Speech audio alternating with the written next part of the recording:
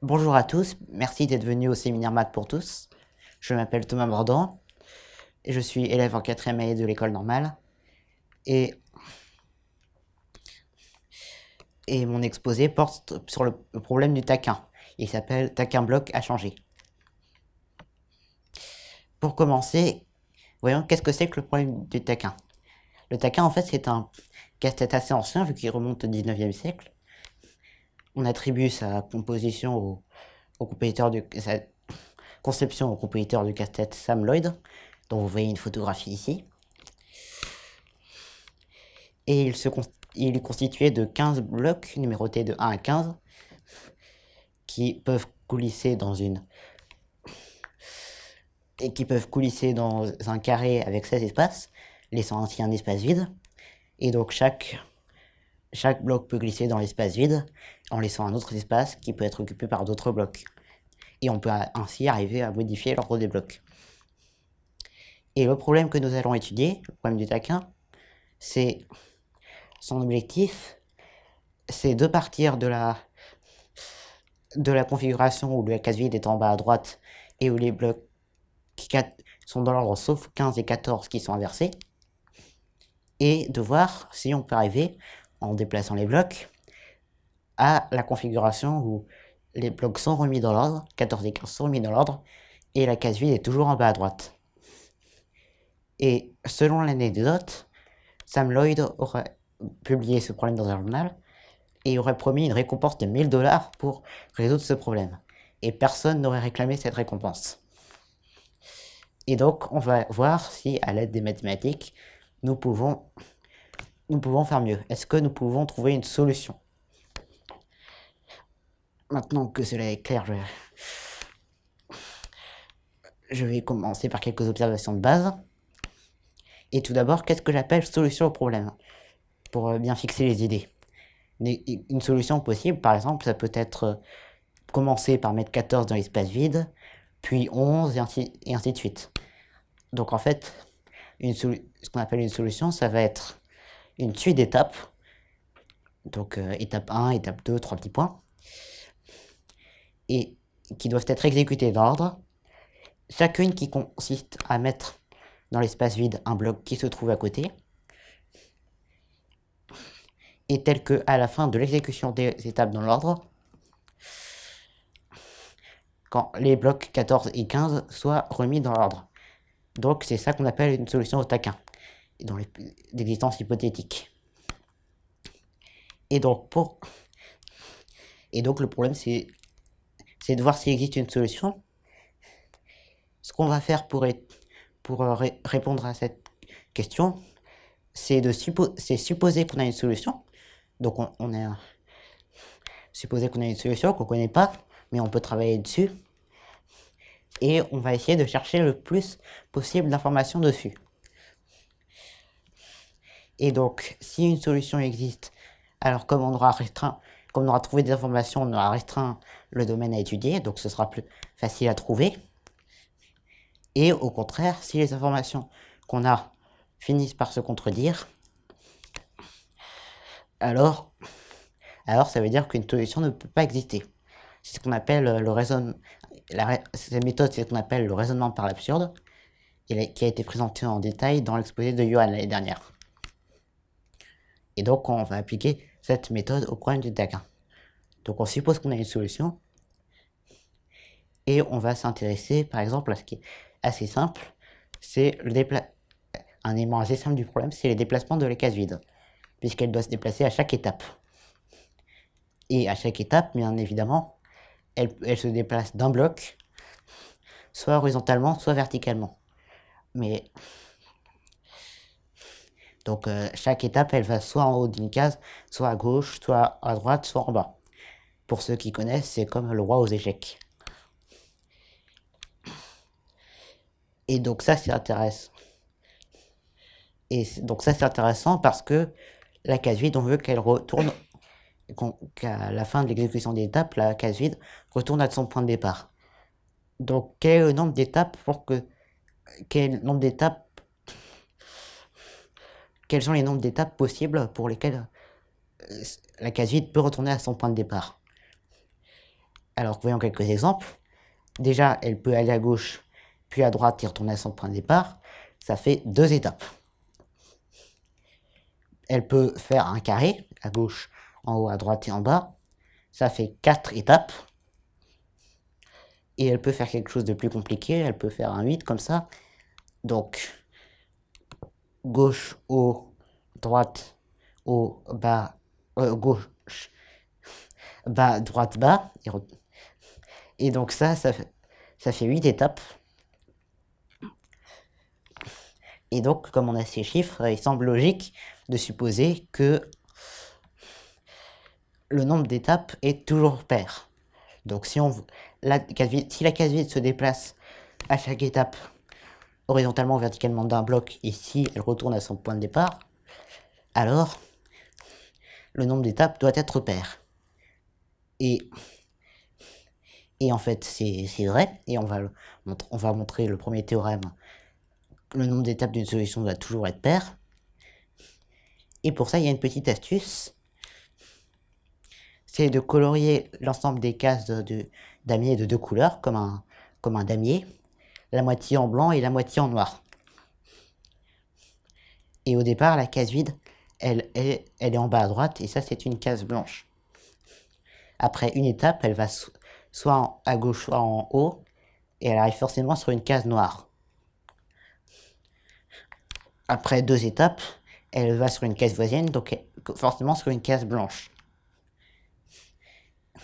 Et après 3 étapes, peu importe où elle va, encore, elle ne peut aller que sur une case noire. Donc en fait, ce qui est intéressant avec ce coloriage, c'est que la case vide doit changer de couleur à chaque étape. Et du coup, en itérant ce raisonnement, après un nombre pair d'étapes, on arrive sur une case blanche, et après un nombre impair d'étapes, on arrive sur une case noire. Mais maintenant, la case vide retourne à son point de départ, par hypothèse, et le point de départ, on avait dit que c'était une case blanche, donc ça veut dire qu'elle doit y retourner après un nombre pair d'étapes. C'est-à-dire donc que la solution doit faire un nombre pair d'étapes, ce que nous voulons démontrer. Et donc voilà, c'est chouette, on a déjà éliminé la moitié des solutions possibles. On a montré qu'une une solution en un nombre impair d'étapes ne pouvait pas exister. Et maintenant, donc maintenant, il ne reste plus qu'à s'intéresser aux solutions en un nombre pair d'étapes. Et donc, ce qu'on va faire pour ça, ça a l'air un peu artificiel, mais en fait, ça va être assez puissant, c'est qu'on va simplifier le problème. On va complètement oublier la géométrie. Donc, puisque c'est la géométrie avec l'argument de Damier qui nous a bien aidé à étudier les solutions en un nombre impair d'étapes, on va se concentrer sur un autre aspect du problème. On va se concentrer sur l'ordre des blocs et la manière dont chaque étape va changer cet ordre. Donc je pense que je vais préciser un peu ce que ça veut dire. Et donc pour ça, on va simplifier le problème. On va oublier qu'une case ne peut changer de place qu'avec ses voisins, vu que ça c'est de l'ordre de la géométrie, ce que j'appelais la géométrie, et qu'on l'a déjà bien étudié, on va abandonner cette hypothèse. Et on va aussi abandonner le fait que la case vide est une case spécifique, qui est différente des autres. On va juste dire que c'est une case 16. Et on va dire qu'à chaque étape, n'importe quel bloc peut être échangé avec n'importe quel autre. N'importe quelle case peut être échangée avec n'importe quel autre. Et du coup, le problème simplifié, ça va être, on a 16 éléments. À chaque étape, on peut échanger la position de 2 éléments différents, n'importe lesquels. Peut-on échanger les éléments 14 et 15 en un nombre pair d'étapes? Et donc ça, c'est le problème qu'on va étudier. Alors, encore une fois, ça peut paraître un peu artificiel d'étudier ce problème-là, qui a l'air très différent du problème de départ. Mais en fait, il y a une raison pour laquelle on étudie. Ce problème, on étudie parce que si on a une solution paire au problème initial, alors comme le problème simplifié est plus simple, vu qu'il y a moins de contraintes, on aura cette solution donnera aussi une solution au problème simplifié. Et donc, dans l'autre sens, si on montre qu'on n'a pas de solution au problème simplifié, alors il n'y aura pas de solution paire au problème initial. Et donc, comme on avait déjà montré qu'il n'y avait pas de solution impaire, on aura montré qu'il n'y a pas de solution du tout au problème initial. Donc, c'est notre objectif, étudier le problème simplifié. Et pour ça, je vais introduire un langage mathématique, le langage des permutations. Ce langage, il va nous permettre de comprendre et de montrer un théorème qui dit que les transpositions sont impaires, où la transposition, c'est l'idée d'échanger deux éléments. Et donc, je vais essayer de présenter les notions nécessaires à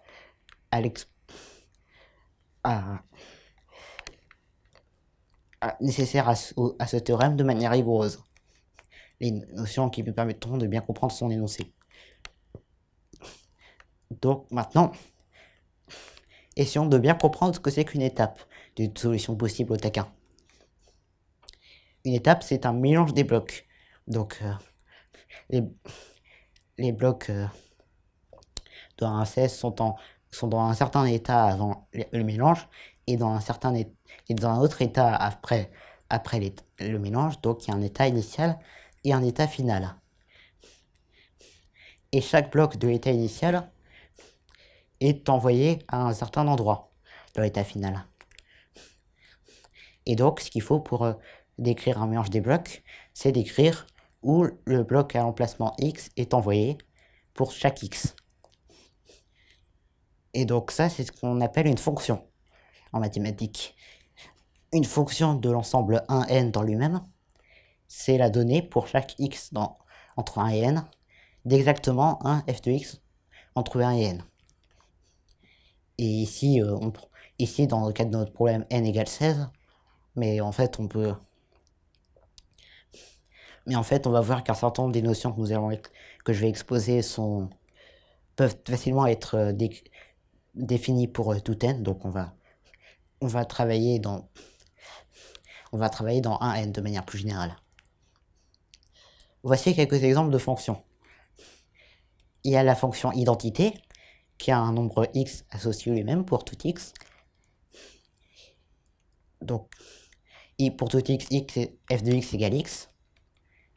Il y a la fonction constante, pour un point y donné, il y a la fonction constante égale à y, qui a tout x associé le même y. Donc, pour tout x, f de x égale y. Et la fonction qui renverse l'ordre. Donc, pour tout x, f de x, c'est l'opposé de x. Et donc maintenant, je vais vous proposer un petit problème de chercher l'intrus. Parce qu'entre ces trois fonctions, il y en a une qui ne correspond pas physiquement à un mélange des blocs. Pouvez-vous me dire laquelle?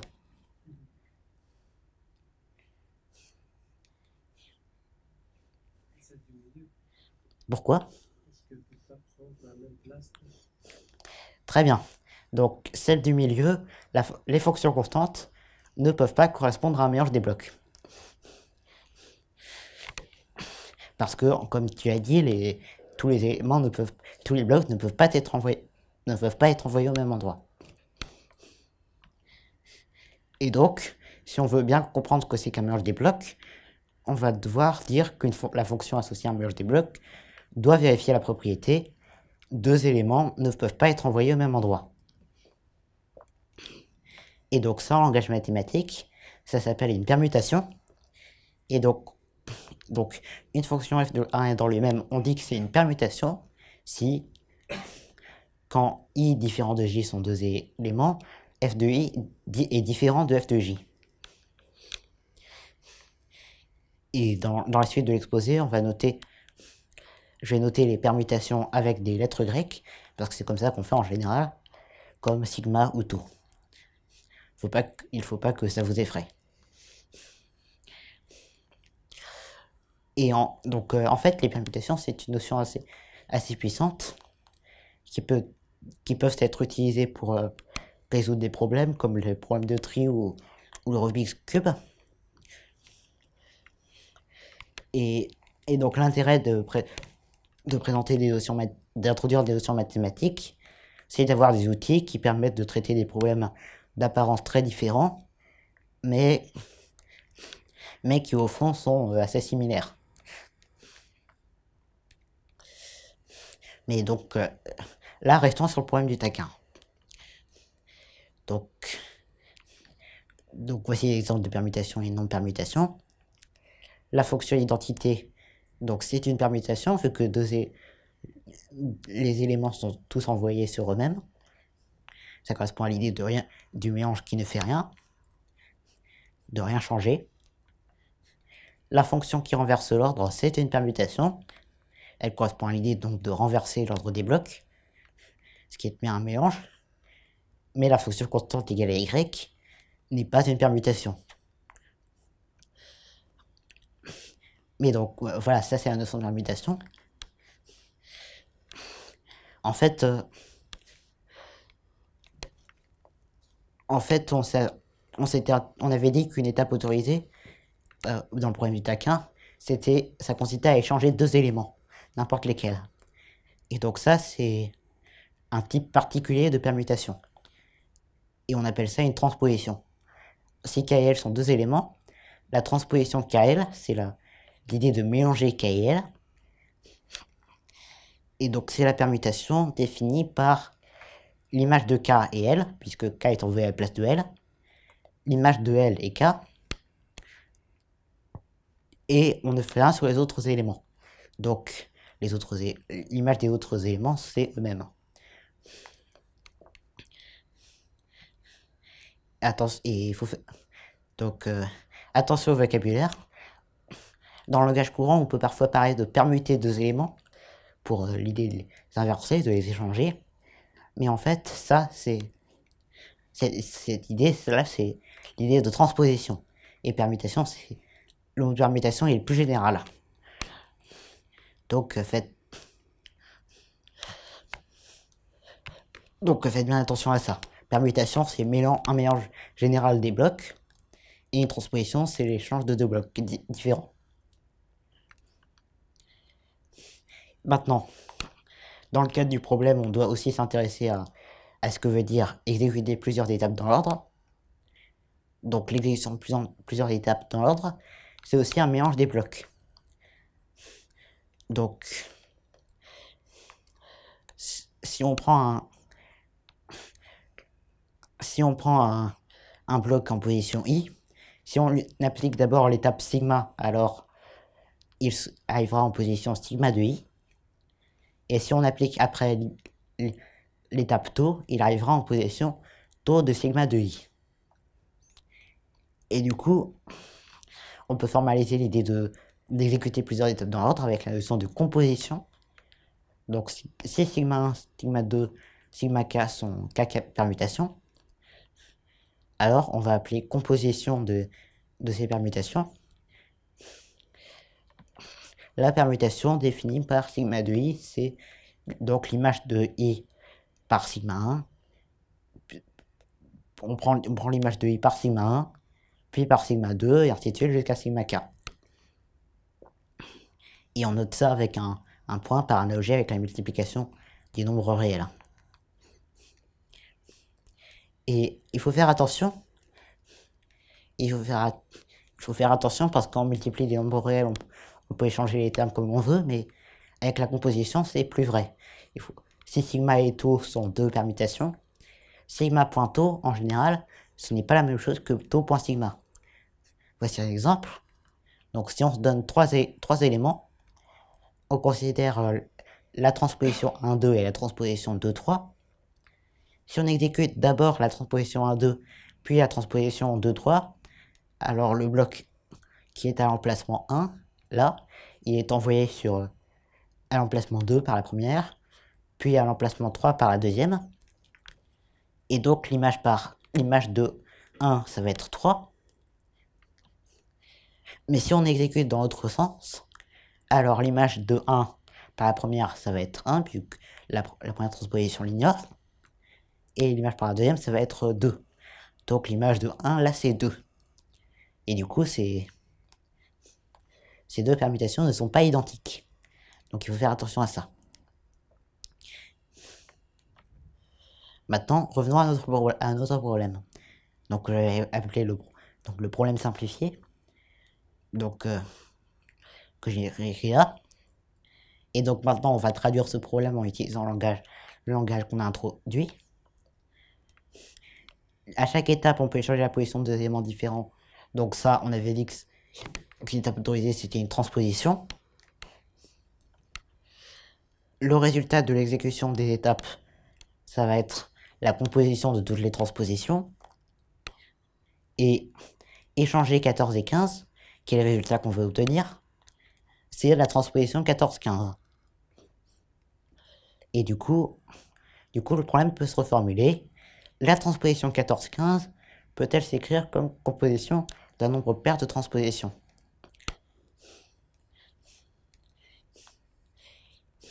Mais en fait, comme on est dans dans le cadre du problème simplifié, on avait dit que tous les blocs jouaient le même rôle.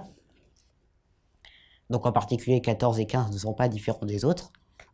Et du coup, pour éviter d'avoir à s'en souvenir, on peut juste prendre n'importe quel élément. Donc le problème que nous allons résoudre, c'est est-ce qu'une transposition peut s'écrire comme composition d'un nombre pair de transpositions? Et c'est cette version finale du problème que je vais essayer de résoudre dans la partie suivante. Voilà. Donc l'idée qu'on va avoir pour résoudre ce problème, c'est de diviser l'ensemble des permutations en deux parties, les permutations paires et les permutations impaires.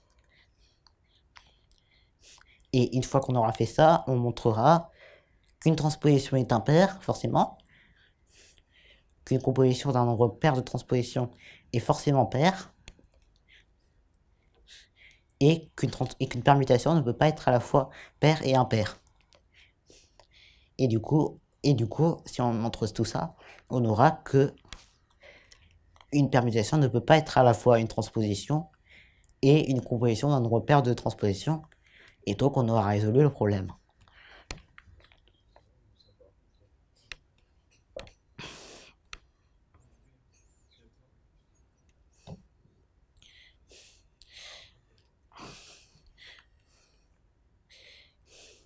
Et alors, la question qu'on va se poser pour définir la notion de parité d'une permutation, c'est combien de fois un élément peut passer de l'autre côté d'un autre en appliquant la permutation. Et donc ça on va dire que c'est la notion d'inversion. Si sigma est une permutation, on dit que deux numéros d'emplacement sont inversés si deux numéros d'emplacement i afférents à j sont inversés si sigma de i est plus grand que sigma de j. Sachant bien sûr qu'ils ne peuvent pas arriver au même endroit comme on avait dit. Et on va dire que le nombre d'inversions de sigma, c'est le nombre de couples j avec i plus petit que j qui sont inversés. Et on dit que sigma est pair si le nombre d'inversions est pair et qu'elle est impaire si le nombre d'inversions est impair. Et voici quelques exemples.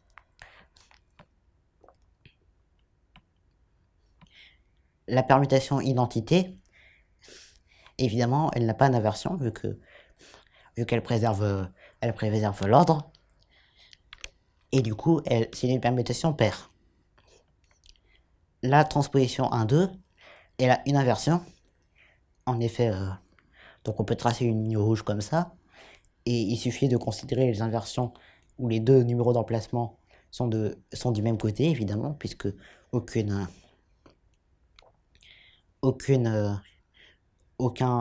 bloc ne franchit la ligne rouge. Et du coup, à droite, c'est l'identité, il n'y a rien. Et à gauche, il y a l'inversion 1-2. Et du coup, on a une inversion au total. Et c'est une permutation impaire. Si vous voulez, vous pouvez aussi penser à ça comme le fait de compter le nombre de croix dans le graphique de la permutation.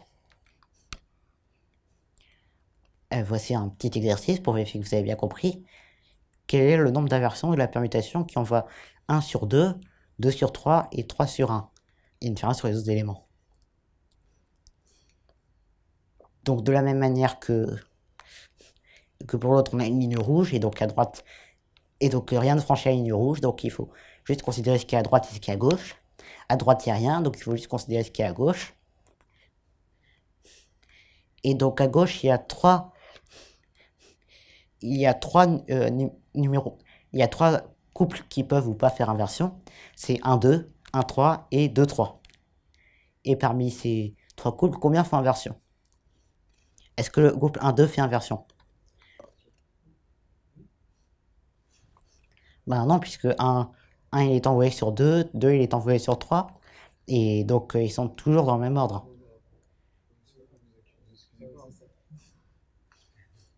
Et donc pour les autres, est-ce que 2, 3 il y a inversion? Oui, Pourquoi? parce que chacun a changé sa place. Ils ont fait une vraie permutation. Une vraie? Moi, il a pris. Non, Ouais. Et 1, 3, est-ce que c'est la permutation? Inversion, pardon. Est-ce que ça fait inversion? un 3. Un et 3. Ah oui. Et du coup, on a combien d'inversions? On en a 2. Donc 1, 2, ça fait pas inversion parce que 1 est toujours à gauche de 2. 2 passe à droite de 3, donc ça fait inversion. Et 1 passe à droite de 3, donc ça fait inversion. Donc il y a 2 inversions. Et comme 2 est pair, la permutation est paire. Maintenant, on a vu la parité, on a vu que la transposition 1-2 était impaire, qu'il n'y avait qu'une seule inversion. Maintenant, il semble logique de se demander quelle est la parité d'une transposition générale. Et donc, on a un théorème qui dit que les transpositions sont forcément impaires. Et je vais montrer ce théorème. Donc, je prends KL une transposition. Donc, on inverse deux. Donc, le mélange correspondant à inverser 2 éléments KL, K inférieur à L. Et on n'a pas le choix, on va compter les inversions IJ pour I plus petit que J. Et on va distinguer les cas. Il y a le cas où ni K ni L n'apparaissent dans le couple IJ. Donc, par définition d'une transposition, K et L sont laissés. I et J sont laissés tranquilles, donc ils ne bougent pas. Et du coup, il n'y a pas inversion. Il y a le cas où K et L apparaissent dans le couple IJ. Donc ça veut dire que I égale K et J égale L. Et comme K passe à droite de L, alors on a une inversion. Ensuite, il y a le cas 3 où K apparaît dans le couple IJ. Donc, et elle n'apparaît pas dans le couple IJ. Et du coup, quitte à oublier que I inférieur à J, mais en faisant bien attention de compter chaque inversion d'une seule fois quand même, on peut supposer que I égale K. Et du coup, il faut juste chercher où se trouve J. On a le premier cas où J est strictement inférieur à K. Dans ce cas, J est à gauche de K au départ et il reste à gauche. Et il n'y a pas inversion. Il y a le cas où J est entre K et L. Donc J est à droite de K, mais K est envoyé sur L et J reste sur lui-même. Donc ça veut dire que J passe à gauche de K. J passe à gauche du bloc qui était sur K. Et donc on a forcément inversion. Et on a une inversion pour chaque J qui est au sens strict entre K et L. Et le cas où J est à droite de L, dans ce cas, K est à gauche de J, K est envoyé sur L qui est toujours à gauche de J, et donc il n'y a pas inversion.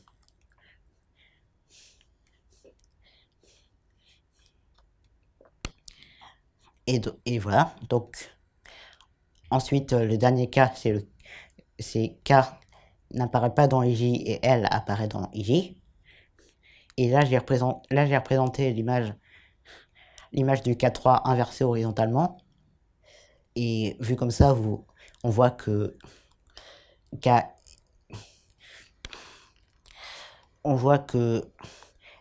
L joue maintenant le rôle de K et K joue maintenant le rôle de L. Et le nombre d'inversions ne change pas lorsqu'on inverse horizontalement la figure comme ça. Donc le K4 va se traiter exactement de la même manière que le K3. Et on aura de la même manière une inversion pour chaque J qui est entre K et L. Et maintenant on fait le total. On a une inversion qui est l'inversion KL. Et pour chaque J qui est entre K et L, on a deux inversions. L'une qui est obtenue comme KJ dans le K3 et l'autre qui est obtenue comme JL dans le K4. Et donc, si on ajoute 1 à un multiple de 2, on obtient un nombre pair, un nombre impair. Et du coup, il y a un nombre impair d'inversion. Et donc, la transposition est KL est impair. C'est ce que nous voulons démontrer. Maintenant, on a inventé une notion de parité. On a montré que c'était pas il est clair qu'une permutation ne peut pas être à la fois paire et impair, comme on l'a défini. On a montré qu'une transposition était impaire. Et il reste qu'à montrer qu'une composition d'un nombre pair de transposition est paire. Et donc, ce qu'on fait pour ça, c'est qu'on montre que pour toute permutation sigma, une transposition composée avec sigma a la parité opposée de sigma. Donc, on avait vu que l'identité était paire, puisqu'il y avait paire d'inversion. Une transposition est impaire. Donc on trouve le fait qu'une transposition est impaire de cette manière-là. Une transposition composée avec une transposition, ça aura la parité opposée d'une transposition, donc ça va être paire. Une transposition composée avec un produit de deux transpositions, ça va avoir la parité opposée, donc ça va être impair. Et à chaque fois qu'on rajoute une transposition, on change la parité. Et du coup, on n'aura qu'une composition de 4 transpositions à la parité de K. Donc une composition d'un nombre pair de transpositions est paire. Et donc il reste qu'à montrer ce théorème, que si sigma est une permutation, KL est une transposition, alors KL.sigma a la parité opposée, celle de sigma. Mais en fait, ce théorème, je ne vais pas le montrer, je vais l'admettre. Il n'y a pas de nouvelles idées. Il s'agit juste de compter les inversions en tenant compte de celle de sigma. Donc ça fait des calculs assez pénibles avec pas mal d'inconnus, donc je préfère ne pas le faire. Et donc je dis que nous avons montré que le problème du taquin n'a pas de solution. Pour voir pourquoi, récapitulons. Donc, on avait étudié les déplacements de la case vide. On avait utilisé l'argument du damier pour montrer que le problème était impossible pour un nombre impair d'étapes. On avait donc forcément montré que le problème était impossible. Ça se ramenait à montrer l'impossibilité du problème pour un nombre pair d'étapes, vu qu'on avait éliminé les nombres impairs.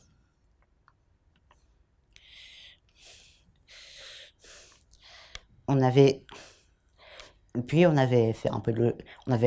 défini le problème simplifié et on avait montré que l'impossibilité du problème pour un nombre pair d'étapes se ramenait à l'impossibilité du problème simplifié.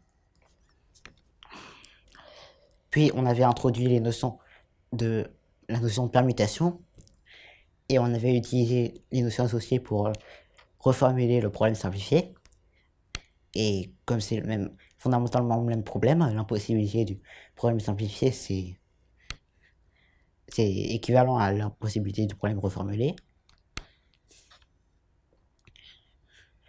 Puis on avait introduit la notion de parité, et on avait vu que l'impossibilité du problème reformulé se ramenait au théorème. Et on vient d'énoncer, et on vient d'admettre le théorème. Donc en remontant, le problème du Zéquin est impossible à résoudre. Donc il n'y a pas moyen d'inverser 14 et 15 en laissant la case vide en bas à droite, et donc on n'aurait pas pu gagner ces 100 $ après tout. C'était 1000, pardon. On n'aurait pas pu gagner ces 1000 $. Attends.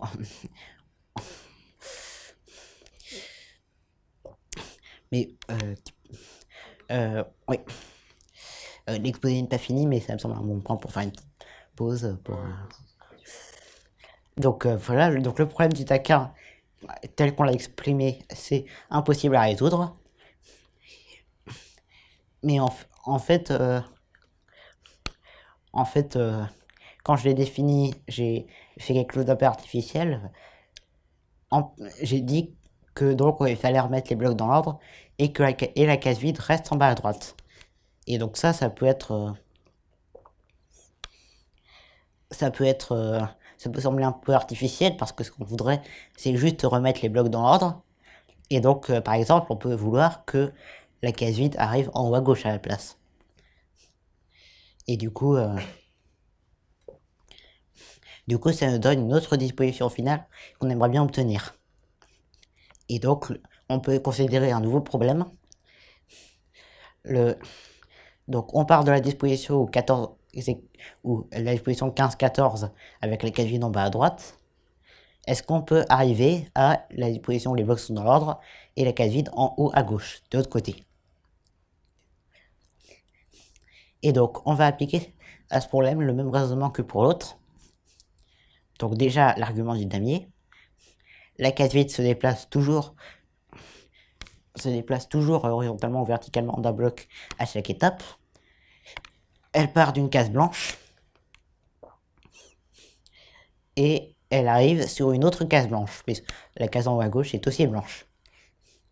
Et donc de la même manière, il faut qu'il y ait un nombre pair d'étapes. Avec un nombre pair d'étapes, la case vide arrivera forcément sur une case noire, donc il faut que ce soit un nombre pair d'étapes. Maintenant, on applique le formulaire des permutations à ce nouveau problème. Et donc, le résultat final qu'on veut obtenir, la différence entre la disposition initiale et la disposition finale, on peut l'écrire comme ça. Inverser 14 et 15 pour les remettre dans l'ordre, puis mettre la case vide en haut à gauche, sans changer l'ordre des autres cases. Et donc, donc ça a l'air un peu long comme ça. Du coup, on va essayer de le simplifier en traduisant avec le vocabulaire des permutations. Déjà, on a un puis, on a faire quelque chose puis faire quelque chose d'autre. Et donc ça, c'est l'idée de composition. Une composition de deux termes. Ensuite, on a à gauche du puis, on a inversé 14 et 15 pour les remettre dans l'ordre. Donc ça, c'est la transposition 14-15. Et à droite, on a mettre la case vide en haut à gauche sans changer l'ordre des autres cases. Qu'on peut aussi écrire de la même manière, déplacer tous les éléments d'un cran en avant, sauf la case vide qui revient tout au début. Et ça, on peut pas exactement le décrire avec les notions qu'on a pour le moment. Du coup, on va l'appeler sigma. On va lui donner un nom et on va essayer de comprendre ce que c'est que ce sigma.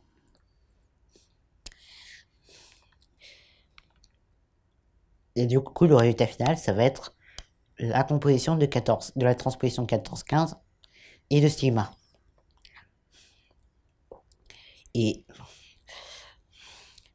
et donc, on va introduire la notion de cycle. Un cycle, c'est une permutation. Donc, si I1 et K sont K éléments de un N distincts, pas forcément dans l'ordre, ils peuvent être n'importe où a priori. Alors le cas cycle I1, I2, IK, ça va être la permutation qui envoie I1 sur I2, I2 sur I3, I3 sur I4, et ainsi de suite jusqu'à IK sur I1. Et les autres éléments sont inchangés.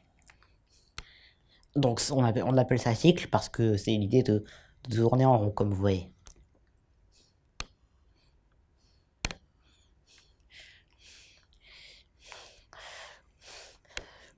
Donc par exemple, un deux cycles, ça va être une transposition. On veut que I1 va être envoyé sur I2 et I2 va être envoyé sur I1.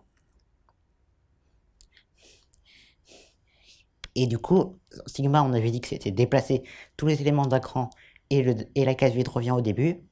Donc ça, c'est le cycle 1, 2, 3, 16. Vu que 16, c'est la case vide. Chaque élément est envoyé sur le suivant et 16 revient sur le premier. D'accord? Donc le résultat final d'une solution au nouveau problème, on va l'écrire donc comme 14,15.sigma. Donc 14,15. Le cycle 1, 2, 3, 16. Et donc la question qu'on doit se poser, c'est est-ce que cette permutation peut s'écrire comme composition d'un nombre pair de transpositions? Est-ce que ce résultat final peut être atteint en exécutant un nombre pair d'étapes autorisées? Et pour cela, on fait comme pour l'autre cas, on calcule sa parité. Donc pour ça, on a besoin de la parité d'un cycle. Et il y a un théorème qui dit qu'un K-cycle, donc un cycle avec concernant K éléments, a la parité de K-1. Donc par exemple, un 3 cycles, ça a la parité de 2, donc c'est pair. Et je vais pas démontrer ce théorème parce que je vais pas démontrer ce théorème parce que voilà.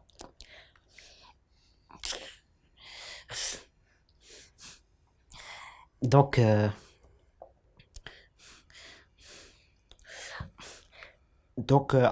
le cycle 1, 2, 3, 16, c'est un 16 cycle, donc il a la parité de 15 qui est impair. Et donc le résultat final, c'est 14, 15 points ce cycle, donc c'est la parité opposée de ce cycle, donc c'est pair. Donc ça veut dire que contrairement à l'autre cas, le résultat final, il est pair. Donc ça veut dire que, a priori, il n'y a pas de raison pour qu'on puisse pas l'obtenir comme composition d'un nombre pair de transposition. Il n'y a pas de raison pour qu'on puisse pas l'obtenir en nombre pair d'étapes. Donc ça paraît pas de conclure, vu que il n'y a pas de raison pour que ce soit impossible. Mais en même temps, comme on n'a pas trouvé une solution, on peut pas dire que c'est possible. Mais c'est un indice que le problème alternatif peut être résolu. On a deux points de vue, on a la géométrie et l'argument de Damier, et on a le point de vue des permutations et de la parité. Les deux points de vue, pour le premier problème, ils étaient incompatibles, et donc il n'y avait pas de solution. Mais dans ce problème, ils concordent. Donc c'est un indice que le problème peut être résolu, et en fait, le problème alternatif, il existe une solution. C'est vrai, et je vous encourage à la chercher si ça vous intéresse. Maintenant, je vais conclure. Alors, récapitulons ce que nous avons fait, encore une fois. On avait étudié les déplacements de la case vide, donc ça nous avait donné la moitié du problème. Et on avait introduit une version simplifiée du problème pour étudier l'autre moitié. Et Et donc on avait montré que ce problème simplifié était, était suffisamment intéressant. Et que si on montrait que ce problème simplifié était impossible, oui, que ce problème simplifié était impossible, alors, alors on aura le problème initial est impossible. On avait vu que les notions intervenant dans le problème simplifié s'écrivaient bien en termes mathématiques. Et on avait donc reformulé le problème de cette manière. Puis on avait utilisé le nouveau vocabulaire pour montrer l'impossibilité du nouveau problème, et donc du problème de départ. Et enfin, on avait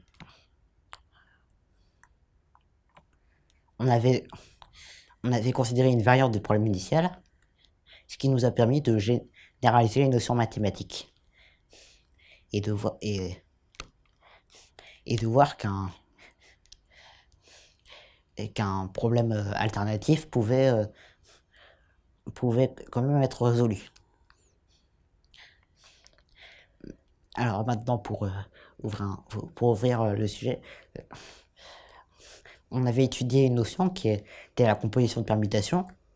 Et cette notion de composition, elle est intéressante parce qu'elle est similaire à la notion de multiplication de nombres réels dans un certain sens. Il y a des choses qu'on peut faire sans réfléchir pour la multiplication de nombres réels, qui est aussi vrai pour la composition de permutations.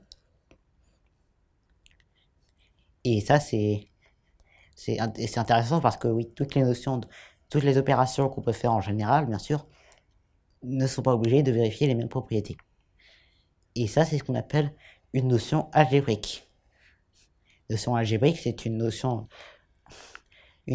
qui étend dans un certain sens les notions auxquelles qui étend les notions que nous connaissons sur les nombres réels. Et ce qu'on appelle algèbre en mathématiques, c'est étudier les propriétés vérifiées par les opérations visuelles, l'addition, multiplication, l'ordre et ce genre de choses, et transposer ces opérations sur d'autres ensembles. Et ça donne une propriété ça donne une théorie très puissante qui se combine très bien à d'autres théories des mathématiques, comme en témoignent les noms de topologie algébrique, géométrie algébrique, qui est mon domaine personnel de travail, ou théorie algébrique des nombres. Et voilà pour mon exposé.